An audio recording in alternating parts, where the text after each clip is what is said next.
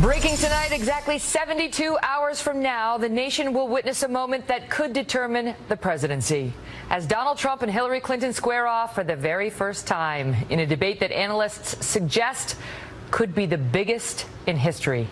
Welcome to the Kelly File, everyone. I'm Megyn Kelly. In 2012, some 67 million Americans watched Mitt Romney square off against Barack Obama. Monday night's audience could soar well past that. Analysts suggest it could top 100 million viewers. No pressure, Lester. And become one of the most viewed political events in the history of television. Holy moly. Both candidates are now deep in debate prep, but Mr. Trump will hold a rally in Virginia tomorrow. And we're also hearing that Hillary Clinton plans to head to Charlotte, North Carolina on Sunday, where violent riots have raged over the police-involved shooting of a black man there earlier this week. We'll have more on that in a moment. But first to the main event, the presidential debate. Charles Krauthammer, Chris Stirewalt, and Howie Kurtz are with me in a minute to discuss what's at stake. Mark McKinnon of The Circus is here with some behind-the-scenes look at the campaigns and debate prep. And we'll look at the latest numbers with Larry Sabato, who has research on how the big showdown could move the polls. But we begin tonight with campaign Carl Cameron reporting from Trump Tower in New York City. Carl? Thanks, Megyn. Both candidates are intensively preparing for this debate. They know that it has a great potential to be a decisive moment in the election, and if there's a huge moment, it could virtually decide it, notwithstanding the two other presidential and vice presidential debates that follow it. They are preparing quite differently. Hillary Clinton has been working in mock debates with a sparring partner. No one knows who that is. It's a very tight secret.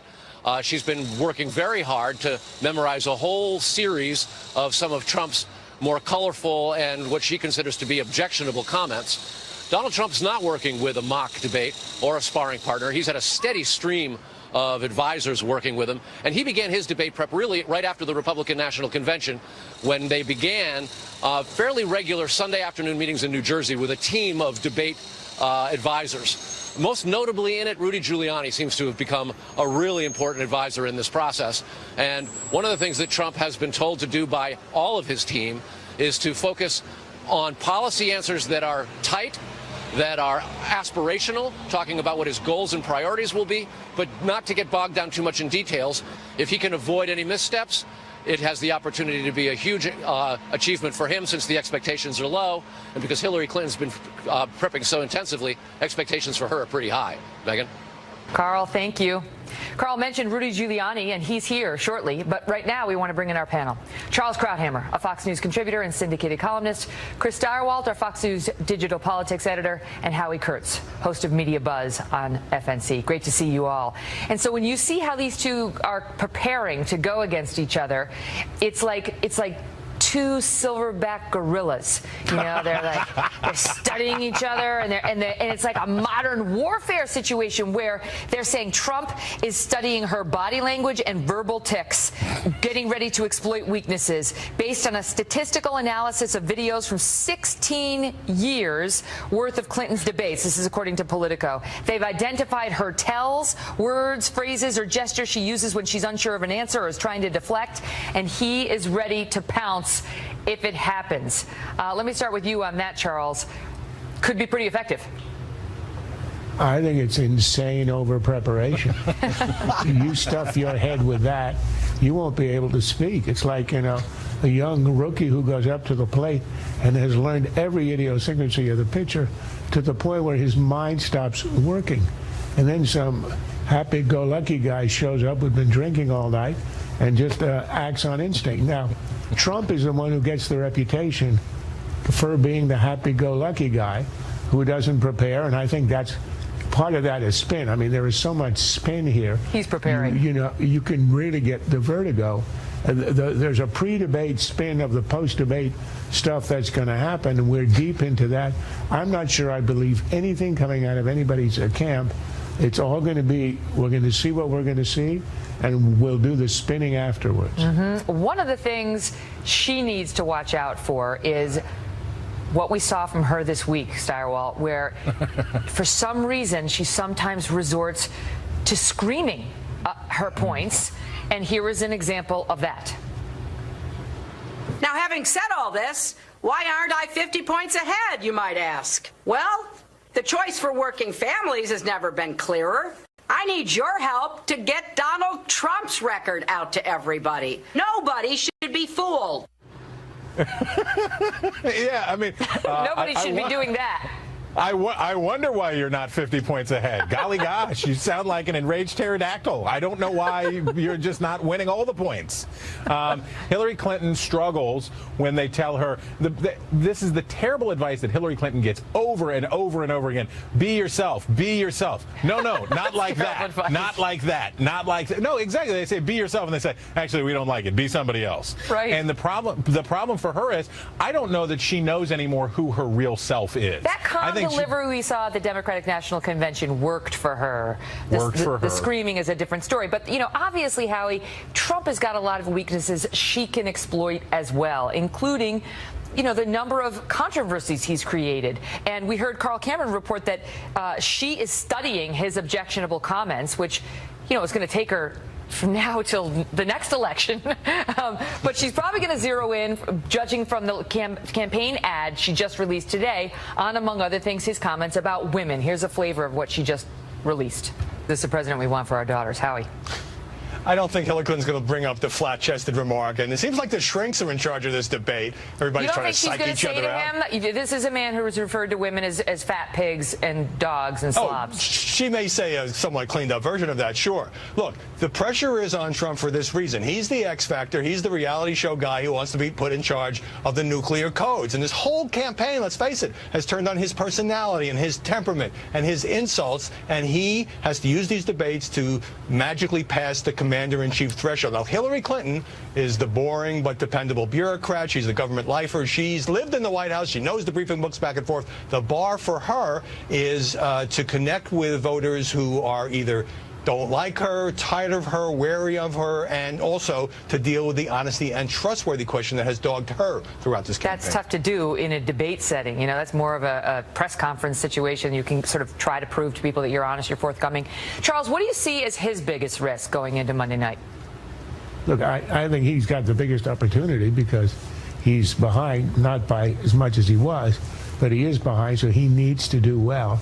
On the other hand, he's got the low bar, an absurdly low bar. And Hillary has done this because she has reproduced the appalling stuff he has said in all of those ads. She's portrayed him as a guy who can't be allowed near the White House, so that all he has to do is to show up and not froth at the mouth and appear reasonably normal.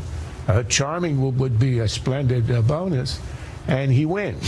So it's been set up in a way, and I think he plays into it, where he doesn't have a lot that he has to do, simply have to control himself for 90 minutes. Now with him, that could be a challenge, but nonetheless, you know, for other folks, that generally is okay. 90 minutes, I'm sure Starwald or Howie can pull it off if they try. I don't know. It goes off the rails often in just a 5-minute segment on the Kelly File. But I want to ask you this, because Trump has gotten into trouble in the past for being too, I am the only one who can fix it. It's all about me. I will make America great. I like an imperial presidency, which conservatives believe we're just getting out of, right? And this plays into something that's getting some attention today online. It comes from a Frontline documentary that's going to come out next week, involving many people talking about Trump, but including one of the Celebrity Apprentice or the Regular Apprentice contestants, Omarosa. Listen to this. Every critic, every detractor will have to bow down to President Trump. It's everyone who's ever doubted Donald, whoever disagreed, whoever challenged him. It is the ultimate revenge to become the most powerful man in the universe. I don't know about that, but your thoughts about how that narrative, that belief, and that messaging from Trump himself about it's me, it's all about me, could endanger him on Monday.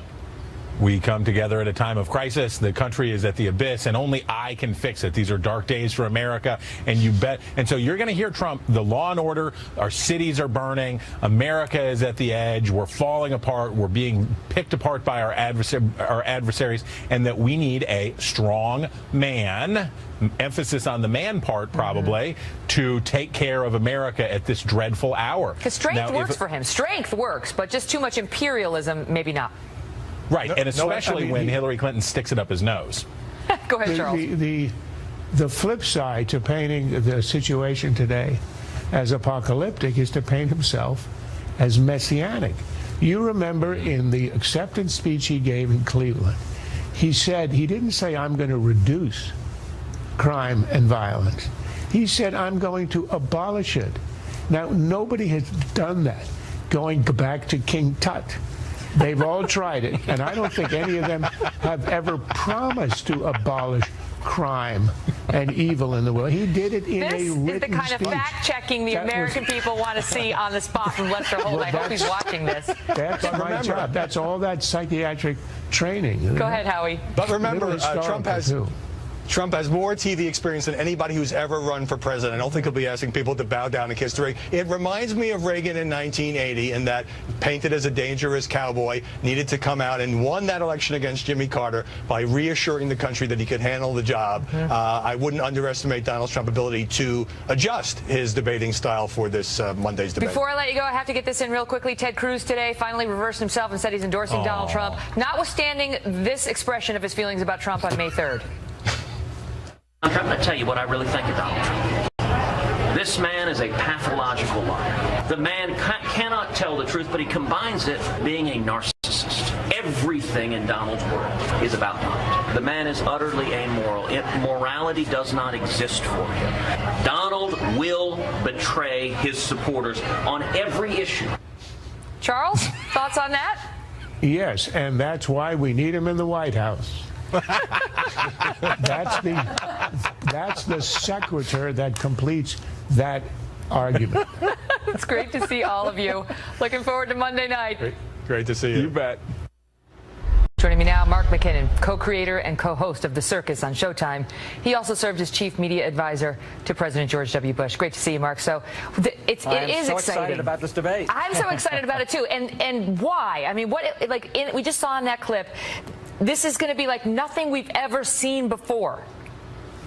Well, because the stakes are so high, and this has been such an epic race and been so unstable. We really don't know the outcome of this election. I mean, every other election is pretty easy to predict what might happen. We have no idea in this election. We've been wrong so many times, and I really think that given the stakes are so high, that if somebody wins this debate, is perceived to have won it, they will probably win the election. The stakes are that high. And the unpredictability of Trump is playing a huge role. You know, when he calls himself the ratings king, he's right about that. Trump rates on a normal night, but on a night like this, with somebody who's such an unpredictable television character, you tell me whether, you know, anything could happen.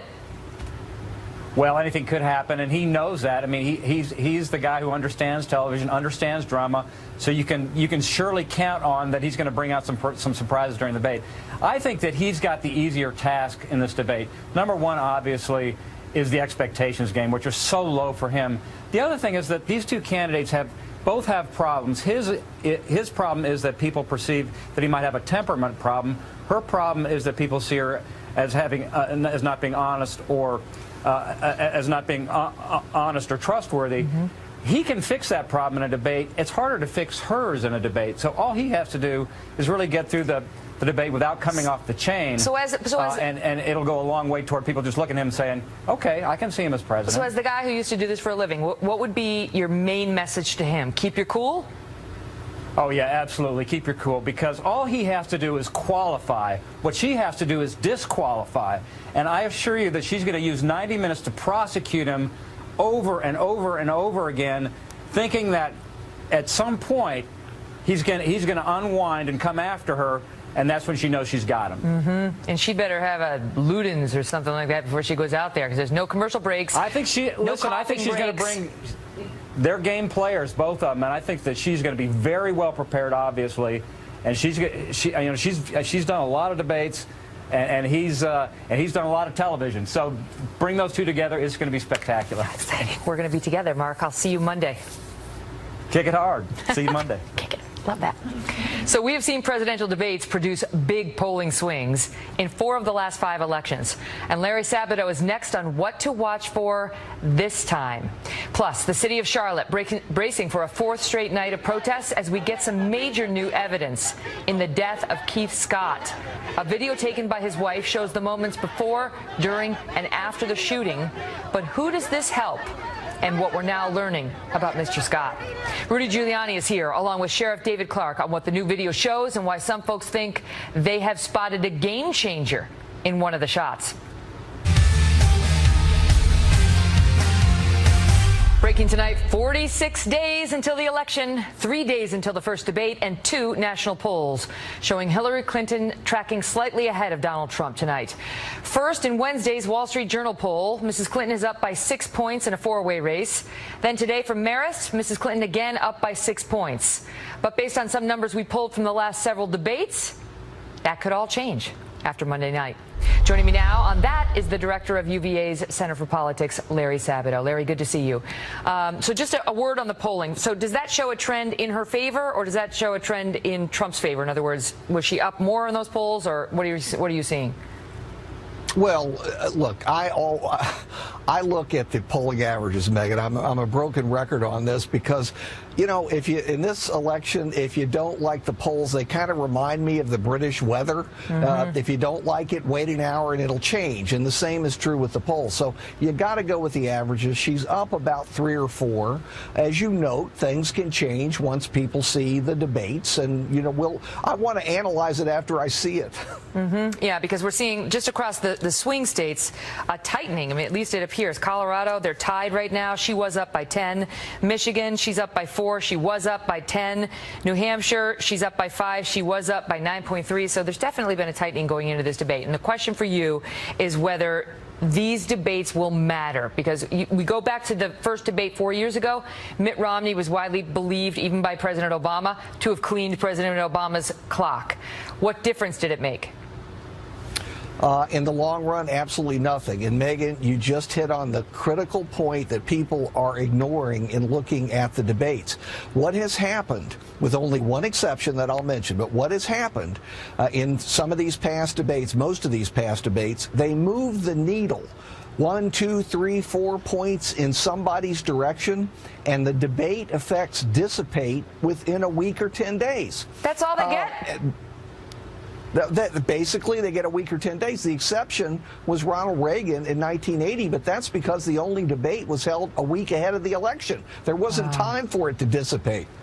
What is the challenge to Trump here? Because we only saw him with 4 people. We've never seen him go, one-on-one. I don't think he's ever done a debate one-on-one. And he had a much different dynamic in the primary process. Yeah, in the primaries, he could hang back and let the other 16 candidates debate policy. He didn't have to have a command of the facts about many of those policies. He may be put on the spot by Hillary Clinton and the moderator. I suspect it is going to happen. It's 90 minutes. So, you have to know something to answer some of these questions. We'll see how he does. Obviously, there are problems for both candidates over 90 minutes. Well, exactly, because she's never faced somebody like Donald Trump, with all due respect, at Martin O'Malley. I mean, this is going to be unlike anything she's ever experienced. Yes, even Bernie Sanders. I don't think Donald Trump is going to say, "I'm tired of hearing about your damn emails." I suspect he's going to be adding a lot about her emails during the course of that debate. It's incredible. I know that you're calling for fact-checking by the moderators. I have to just say, she wants fact-checking of statements like this. If Trump says, Clinton supports open borders, Clinton wants to get rid of the Second Amendment, you tell me that's absurd. That's not the moderator's job to say, no, her position on open borders is this. I mean, that's opinion. That's an argument a politician gets to make on that stage. Yeah, essentially, it's up to the other candidate to correct mistakes made by his or her opponent. The moderator, in my view, should intervene mainly to ensure that both candidates are getting approximately equal time. That's the moderator's job, and also to stop candidates from interfering with one another's answers. You can't have people talking over one another, and I don't think most viewers like that. Agreed. Larry, great to see you. Thank you, Megan. The audience can't say anything at this debate either. They have to be very quiet. We've got breaking news tonight out of Charlotte, North Carolina, where protesters just shut down a part of a major highway running through the city. In moments, we will go live to this unfolding scene as the march grows louder again tonight. Plus, we'll show you the big controversy that came out today with the new video and what it shows in the moments after police shot Keith Scott in Charlotte. Rudy Giuliani is here on how this case is unfolding before Sheriff David Clarke gives us his take on what's really going on in Charlotte. Next. There are questions about what we saw and what we did not see in that video, and we'll get to those in a moment. But we want to check in now with Steve Harrigan, live in Charlotte tonight. Steve? Megan, the crowd has been marching here for about an hour. For a brief moment, about 10 minutes, they took control of the highway that rings this city, Highway 277. Last night, they were stopped from doing so by the police. Tonight, they were able to do that. We have not seen any damage to property, any arrests, or any violence between police and demonstrators so far. For the second night in a row, so far, it's been peaceful. There was a real concern here that after that family's tape was released, that there would be greater numbers and possible violence. We are not seeing that. The crowd amounts to about 300 people, probably about 300 journalists as well. They've been chanting right now, "Let my people go." Earlier they were chanting, "Show the tapes, release the tapes." Real pressure here to get those tapes released from the police dashboard and body cam. That's what they're calling for here. The big numbers that were anticipated after that release of the shooting, not panning out so far, and so far another night peaceful so far in Charlotte. Megan, back to you.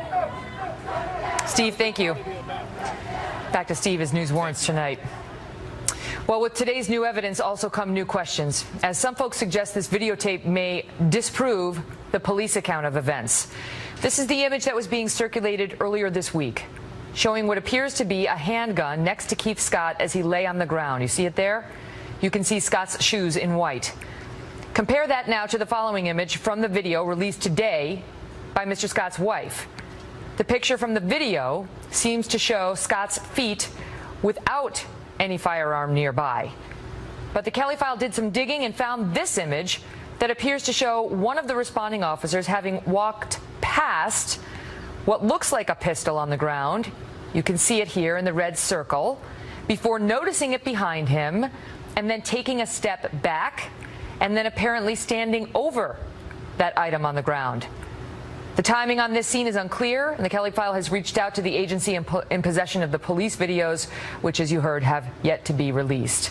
One of the questions now is how and when did that weapon appear in that spot in the first place, and why does its location in the videotape not appear to match the one in the still images we were originally shown earlier this week? Joining me now, Milwaukee County Sheriff David Clarke.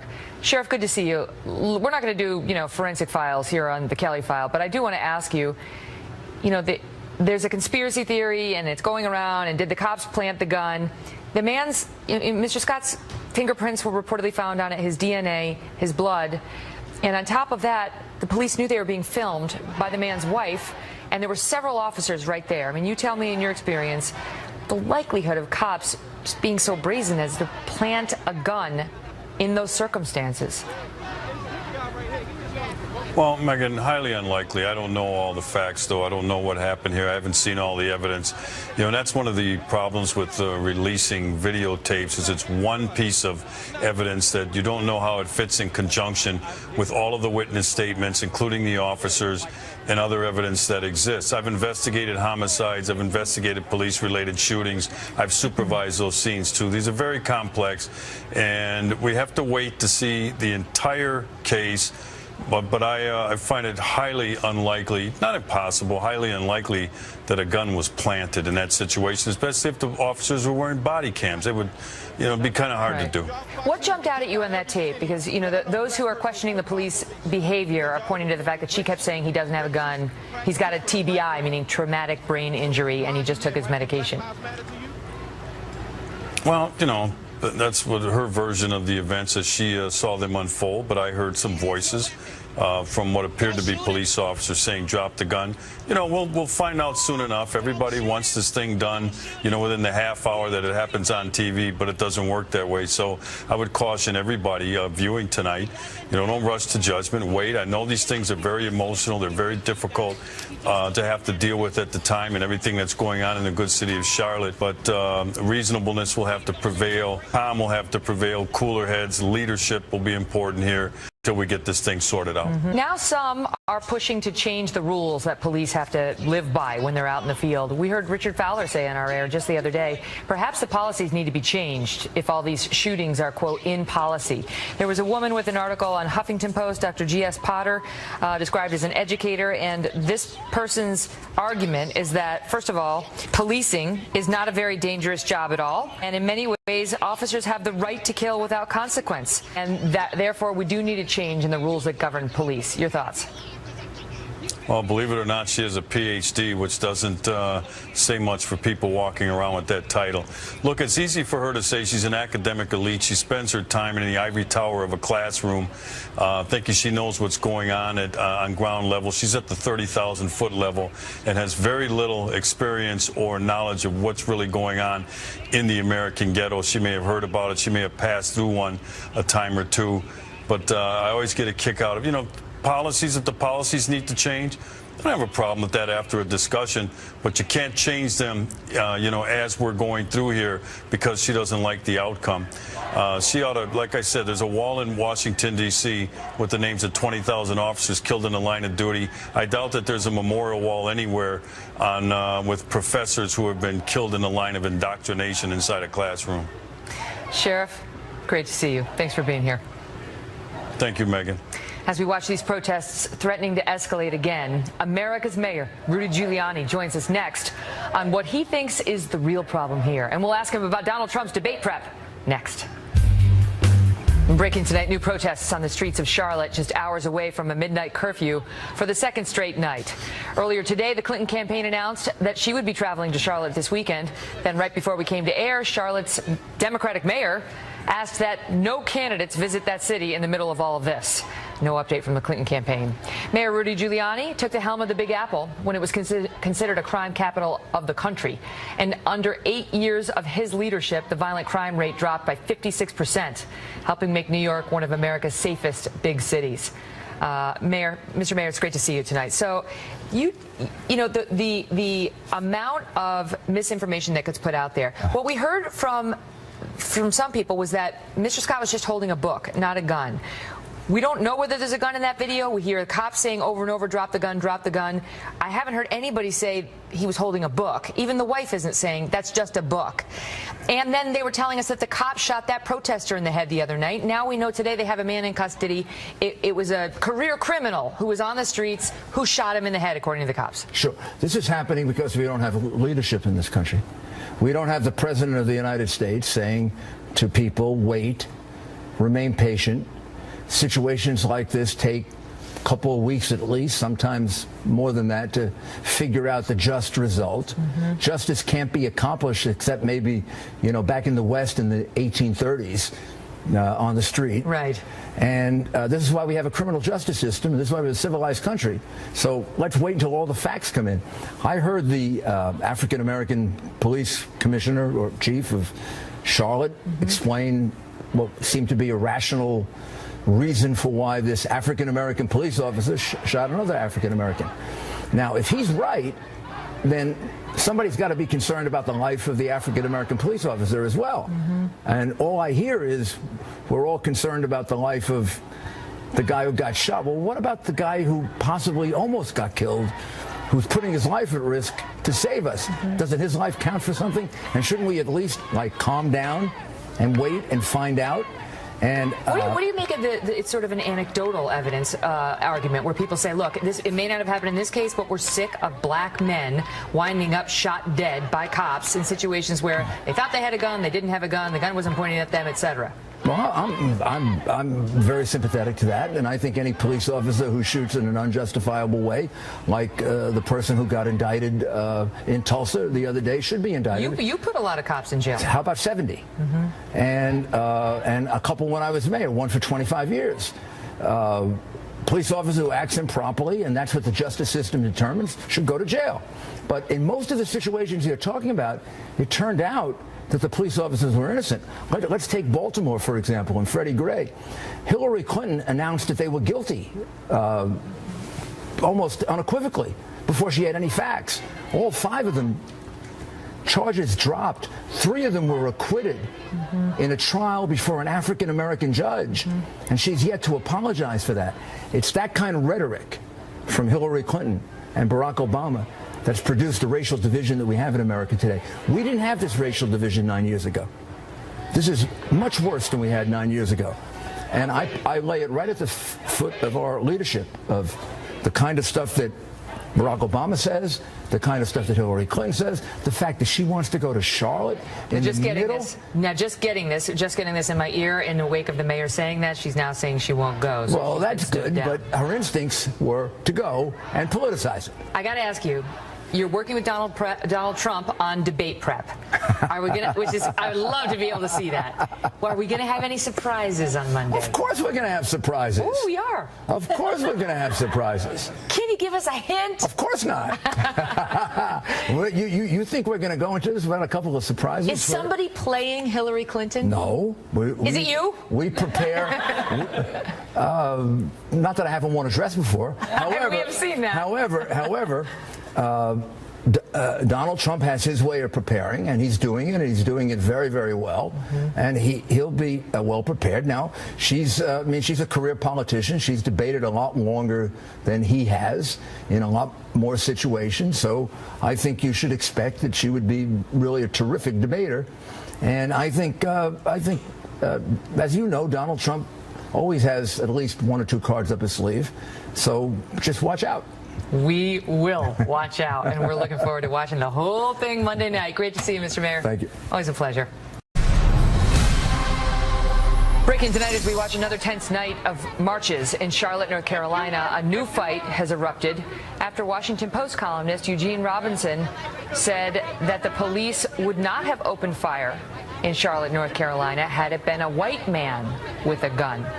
Writing, quote, "In America, gun rights are only for white people." Dana Lash is the host of Dana on the Blaze and the author of Hands Off My Gun. Richard Fowler is the nationally syndicated radio talk show host and senior fellow at the New Leaders Council. Richard, do you agree with Eugene? Well, I think Eugene wrote a very, very interesting piece, and I think it's a piece that's thought-provoking, and I think this is actually something that me and Dana might agree on.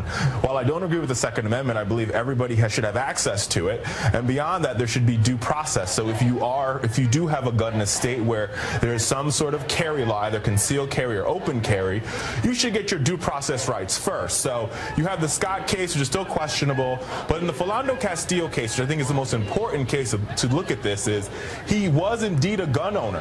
He had a license, and the police officer didn't ask to see his concealed carry permit. He asked for his wallet. He thought he was reaching for a gun, and he shot him. That's the one where the man was in the back of the car, and his wife... No, he was in the front. He was in the front seat of the car driving. His girlfriend was streaming it live, basically. Went on Facebook Live and started talking about it. Okay, Dana, you tell me, because Eugene's argument is that it's open carry's legal in North Carolina. He had a gun. There's nothing illegal about that. And just what did he do? He was sitting in a car with a gun. Yeah, first, Megan, thanks for having me. I thought Eugene's piece was uninformed and silly, but I do agree with Richard in that I think that Second Amendment for law-abiding Americans, that's something that I completely support the access thereof. Here's the deal. With Philando Castile, yes, he actually was, by all accounts and by records that have been produced by local media, he was in possession of a CHL. He's a concealed carry licensee. Here's the problem, though. Your concealed carry license means precisely squat. When you are sitting in your vehicle and you are hearing from an officer to keep your hands where that officer can see them. Now, I'm still waiting for more information, and I wish that the media would be, and I wish that the law enforcement, the Sheriff's Department in this case, would be more open about it, Megan, because the last that I heard, we were still kind of waiting to see exactly what happened when the officer approached the window and what Mr. Castile's hands were doing at that particular time. Megan, I I have been stopped before, and I'm a little white woman. I have been stopped before, and I've had the officer ask me for my license and registration. I forgot one piece of paper, and it was in my glove box, and I was going to reach over, and the officer, no, ma'am, you can't do that. Keep your hands where I can see them. I'm not going to disobey an order. I'm going to keep my hands on the steering wheel. What about that, Richard? Because the gun defenders will say, you see a cop ordering you to drop your gun, and you have one option, which is drop it. Right, I hear that. I think there's tons and tons of cases where you see that, there's Caucasian people who have guns and the officer tells them to drop it and they don't. But in the Philando Castillo case in particular, which is what Dana is referring to, the officer asked him for his driver's license registration. According to his girlfriend, he says to the officer, they're in the glove box. Right, I have a concealed carry permit. But the point is one this. incident. The point is this, and I think me and Dana can agree, that every gun owner should have due process to present their papers or present their concealed carry permit before being shot or before being threatened with violence from police officers. But if there's not time and you're given a direct order and you've got cops ordering you, I got to leave it at that. I got to leave it. My apologies. Scott was a prohibited possessor. He was a prohibited. Don't forget to tune in this Sunday at 9 p.m. Eastern for a special live edition of the Kelly File for a preview of the big showdown at Hofstra. Then on Monday night, tune in for the Kelly File after the debate, 11 p.m. for wrap-up and analysis. See you then.